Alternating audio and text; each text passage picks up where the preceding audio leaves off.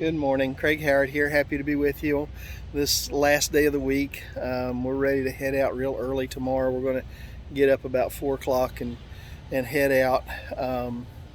But today's our last day of work, and we're going to try to do the best that we can and work as hard as we can and let God use us today to be a blessing and hope we can encourage somebody. And that's our goal while we're here.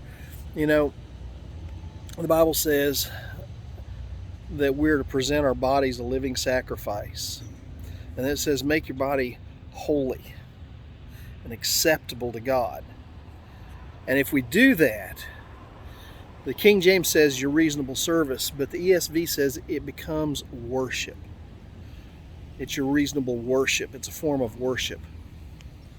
How do you worship? Do you think worship is just something you do at church, where you go to church and you sing worship songs, or you're having your devotions and you have maybe a worship time in your devotions? How do you worship? A lot of people get some strange ideas about worship, that they can only worship if they're with a whole bunch of people and they're doing some big corporate worship. But true worship is just doing what we can in every way we can to honor God any way we can. And a lot of times people miss a lot of opportunities to worship because they don't understand worship. But this verse of the Bible, and I want to say it's Romans, no, I can't. Anyhow, this verse in the Bible says that if I present myself a living sacrifice to God, if I present myself holy before God, and in other words, if I present myself to God and say, okay, God, here I am, use me how you want to. Use me as a tool in your hands to be a blessing to somebody. If I will do that, that also is a form of worship.